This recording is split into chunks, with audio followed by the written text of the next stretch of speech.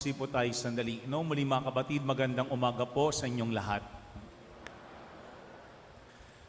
Tingin ko kapag tayo ay natatakot o kaya nasasaktan, ang ating madalas na ginagawa, lumalayo at nagtatago. Kapag tayo nasasaktan o kaya natatakot o nabibigo, tayo ay lumalayo at nagtatago. Yan po yung ating ebanghelyo sa ngayon. Ang mga alagad ni Jesus nagtatago. Nagtatago dahil sila ay takot sa mga Hudyo. Kung ano man ang sinapit ng kanilang Panginoong si Jesus, pwedeng sapitin din nila bilang mga alagad. Kaya sila ay nagtatago dahil sa kanilang takot sa mga Hudyo. Pero sa isang banda, maaaring sila ay nagtatago. Bakit? Sapagkat alam natin na kanilang nabigo si Jesus. Sapagkat sila'y nangako na hindi nila iiwan si Jesus. Pero isang iglap nawala ang lahat ng kanyang mga alagad nung si Jesus ay pinako sa krus. Pero sa ating pong ebanghelyo mga kapatid, ang sabi dito, dumating si Jesus at tumayo sa gitna nila. Maganda po yung simbolong yun. Si Jesus ay dumating at tumayo sa gitna ng kanyang mga alagad. Ano kaya pakiramdam ng mga alagad na yung kanilang tinalikuran ay nasa kanilang harapan, buhay na buhay?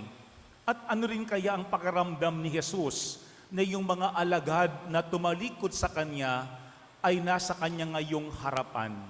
Pero maganda po itong ating ebanghelyo, sapagkat si Jesus imbis na umiwas at lumayo sa kanyang mga alagad na nakapanakit mismo sa kanya, ito ay kanyang hinarap at kinatagpo. Guro magandang paalaala yan sa atin. Kasi marahil may mga tao sa ating buhay na mayroong nagawa na hindi maayos o maganda sa atin. Pero baka rin may mga pakakataon tayo ay iwas ng iwas. Tayo ay layo ng layo. Ayaw nating makipagtakpo. Pero ang tanong din, kapag tayo ba ay nakipagtakpo o ating natakpuan yung mga taong nakapanakit sa atin, ano ba ang gagawin natin? Sa ating pong ebanghelyo, tatlo ang ginawa ni Jesus. Una, binati sila ni Jesus nang sumainyo ang kapayapaan. Yan po yung unang magandang ginawa ni Jesus. Binati ang kanyang mga alagad na gumawa ng hindi maganda sa kanya, na tumalikod sa kanya at yung kanyang bati, sumainyo ang kapayapaan. Bakit? Sapagkat yun ang kailangan maramdaman ng mga alagad. Yung kapayapaan na nanggagaling kay Jesus, yung kapayapaan na maramdaman nilang sila'y pinapatawad ng kanilang Panginoon. Kaya nga yan po yung unang ating tignan. Sa ating buhay, may mga pakakataon na maaaring tayo ay nakikipagtakpo sa mga tao na mayroong nagawang hindi maayos o maganda sa atin. Pero ang tanong, mayroon ba tayong sinasabi? Kasi pwede na naman na tayo ay tahimik at walang sinasabi, pero yung ating kilos mismo ang nagsasalita para sa atin. Kaya nga kahit ating hindi binubuka yung ating bibig, ramdam ng ating pamilya yung ating galit. Ramdam ng iyong asawa yung iyong tampo. Ramdam ng iyong katrabaho ang iyong hinanakit kahit hindi mo ibinubuka ang iyong bibig. Pero sa ating ebanghelyo mga kapatid, nung si Jesus ay nakipagtakbo sa mga alagad, ang naging buka ng kanyang bibig ay hindi galit, hindi panunumbat, kung hindi ang sabi ni Jesus, sumainyo ang kapayapaan. Kasi yaan ang unang gusto ni Jesus na maramdaman ng kanyang mga alagad, na wala siyang galit, walang tampo mula sa kanyang puso. Kung hindi si Jesus, kung saan siya nandoon, ang kanyang gustong ihatid sa kanyang mga alagad ay kapayapaan. Yan po yung unang ating tignan. What does our presence say to others about us? Ano ba ang sinasabi ng ating presensya sa ating pamilya, sa ating kapwa? Kasi baka yung ating presensya nakapagdudulot ng takot, pangamba sa ating mga mahal sa buhay. Kaya sila ay nagtatago, kaya sila ay lumalayo, kaya sila ay natatakot. Pero kapag tayo ba ay magbubuka din ng ating bibig, ang maririnig ba nila sa atin ay kapayapaan at kapatawaran katulad ng kay Jesus? O baka may mga pakakataon ang ating mga sinasabi sa ating kapwa, panunumbat, bakit kayo umalis? Bakit nyo ako iniwan? Bakit nyo ginawa ito mismo sa akin? Pero mga kapatid, sa ating ebanghelyo, kahit na si Jesus ay iniwasan at iniwan ng kanyang mga alagad, siya'y nakipagtakpo para maibigay niya ang kapayapaan sa mga tao na kanyang minamahal.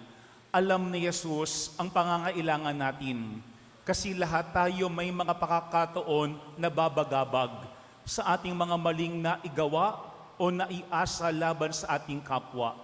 Pero si Jesus ang ibinibigay niya sa atin, walang iba kung hindi kapayapaan. Una, sana sa ating pakikipagtakbo sa bawat isa, kapayapaan ang nagmumula sa atin at kapayapaan din ang nararamdaman ng mga mahal natin. Pangalawa, sa ating pong ebanghelyo, pagkatapos batiin ni Jesus ng kapayapaan ang kanyang mga alagad, ang sabi dito, pinakita niya ang kanyang kamay at ang kanyang tagiliran. May isip po natin sariwang-sariwa yung sugat sa kamay at tagiliran ni Jesus. Hindi pa ganoon naghihilom. Pero bakit kailangan pakitapayaan ni Jesus sa kanyang mga alagad? Sapagkat para tumamo sa isipan ng mga alagad na yung kanyang paghihirap at yung kanyang kamatayan ay totoo. Hindi ito katang-isip lamang, hindi ito guni-guni lamang. Talagang siya ay nasugatan, talagang siya ay namatay, talagang ibinigay niya ang kanyang buong buhay para sa kanyang mga alagad, kahit sila ay umiwas sa kanya. Bakit? Pag-ibig. Kasi yan ang pangalawang punto ng ating ebanghelyo sa ngayon. Si Jesus ay bumalik sa mga alagad, hindi para makapanakit, hindi para manumbat, kung hindi para maunawaan po ng mga alagad gaano kalalim at katotoo yung kanyang pag-ibig sa kanila. Yan po yung pangalawang punto ng ating ebanghelyo sa ngayon. Hindi tayo pwedeng magmahal ng tapat kung tayo ay takot masaktan. Kasi bahagi po ng pagmamahal yung posibilidad na tayo ay masasaktan ng mga taong minamahal natin sa buhay. Kapag hindi mahalaga sa atin ang isang tao, ano man ang kanilang sabihin, ano man ang kanilang gawin, wala ang epekto mismo sa atin. Pero sa ating pong ebanghelyo, mga kapatid, gusto ni Jesus na maramdaman ng kanyang mga alagad na kahit sila'y puno ng kahinaan, hindi nagbabago yung kanyang pag-ibig sa kanila. Maaaring mahilom yung sugat, pero laging sariwa yung kanyang pag-ibig sa kanyang mga alagad. Yan po yung pangalawang ating tignan. Yung bang ating pag-ibig sa ating pamilya, sa ating kaibigan, sa ating kapwa, ay talagang konkreto. Baka puro salita, baka puro pangako. Kapag nawala na yung emosyon, kaya ba nating panindigan yung ating sinumpaan na pag-ibig sa bawat isa? Si Jesus, mga kapatid, pinakita niya yung kanyang kamay at yung kanyang tagiliran na puno ng sugat para maunawaan ng kanyang mga alagad na totoo yung kanyang pag-ibig sa kanila. Tandaan po natin, hindi pwedeng magmahal ang taong takot masaktan. Pero kapag tayo ay nagmamahal, kailangan tayo din ay handang masaktan. Pangatlo po at panghuli sa ating ebanghelyo, hiningahan ni Jesus yung kanyang mga alagad. Alam po nyo, napakahalaga ng simbolong yun. Hindi lamang binigay ang kapayapaan, hindi lamang pinakita yung kanyang mga sugat. Kung hindi ayon sa ating ebanghelyo, ang sabi dito, sila'y hiningahan niya. Yung pong hininga, alam natin, simbolo ng buhay. Kapag yung tao wala ng buhay, ano sinasabi natin? Nalagutan ng hininga. Wala na siyang hininga. Pero mga kapatid, ang sabi ng ating ebanghelyo, pagkatapos hingahan ang mga alagad, tanggapin ninyo ang Espiritu Santo. Kasi po ang Espiritu Santo ay ang buhay natin bilang simbahan. Ano ba yung papel ng Espiritu Santo? Pinapaunawa niya sa atin yung ating mga nagawang pagkakasala. Pero ang Espiritu Santo din ang nagbubukas ang ating kalooban para matanggap natin ang kapatawaran ng Panginoon. Kasi baka may mga pagkakataon hindi nagsisink in sa atin yung ating maling nagawa.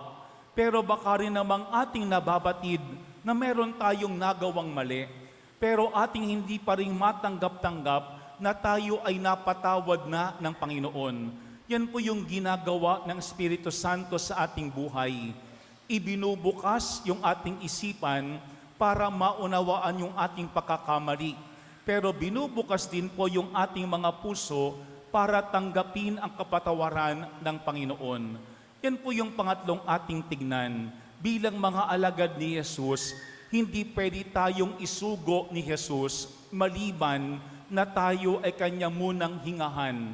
Sapagkat yung hininga ni Jesus ang magpaparamdam sa atin ng kapayapaan, ang magbibigay sa atin ng pag-ibig, at na magpapaunawa sa atin ng Kanyang kapatawaran. Kaya nga ang sabi sa kanila ni Jesus ay, ang patawarin ninyo sa kanilang mga kasalanan ay pinatawad na nga. Ang hindi ninyo patawarin ay hindi nga pinatawad. Kasi mga kabatid, lahat tayo kapag hiningahan ni Jesus, tumatanggap ng Kanyang kapayapaan. Dapat ang ating dala din sa ating kapwa ay hindi galit, kapayapaan. Lahat tayo kapag hiningahan ni Jesus, tumatanggap ng Kanyang pag-ibig. Dapat nabubuhay tayo hindi sa paghihiganti, kung hindi sa pag-ibig din. Kasi kapag tayo ay nihiningahan ni Jesus, tayo ay Kanyang pinapatawad dahil sa Kanyang awa. Kaya hindi pwedeng tayo patuloy na nabubuhay sa ating samaan ng loob sa mga taong nakagawa ng hindi maganda sa atin. Alam po niyo yung huling bahagi ng Ebanghelyo, pinalapit ni Jesus sa kanya si Tomas, sapagkat ang alagad na ito ay ayaw maniwala.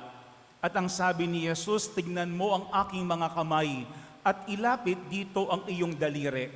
Ipasok mo ang iyong kamay sa aking tagiliran. Huwag ka nang mag-alinlangan, maniwala ka na. Mga kapatid, pinapapasok tayo ni Jesus sa Kanyang awa. Kasi lahat tayo tumatanggap ng Kanyang awa at habag. Pero ang tanong, tayo din ba nagiging maawain at mahabagin mismo sa ating kapwa? Ngayon pong araw na ito ay kapistahan ng Divine Mercy. Ang sabi ni Jesus kay Saint Faustina sa kanyang diary, "Look into my heart and see there the love and mercy which I have for humankind, especially for sinners. Look and enter." Yung pong huling bahagi mahalaga. Look and enter. Sana wag lang nating tignan ang sugat na tanda ng awa ni Jesus. Pasukin natin yung Kanyang sugat para kapag tayo ay pumasok sa Kanyang sugat, mababad din tayo sa Kanyang awa. Kasi tayong babad sa Kanyang awa ay nagiging maawain din sa ating kapwa. Mga kapatid, kapag mayroong nakagawa ng hindi maganda sa atin, ano ang ating madalas na sinasabi? Tapos na tayo. Tapos na tayo. Kay Jesus, hindi pa tayo tapos. Kasi kahit merong hindi magandang ginawa yung Kanyang mga alagad sa Kanya, ang tinapos ni Jesus ay hindi ang relasyon. Ang tinapos ni Jesus ay yung takot at yung tampo. Sana sa ating buhay, huwag nating tapusin ang relasyon kapag ito ay hindi naging maganda. Ang tapusin natin yung ating takot at tampo kung talagang mahalaga sa atin ang relasyon. Amen.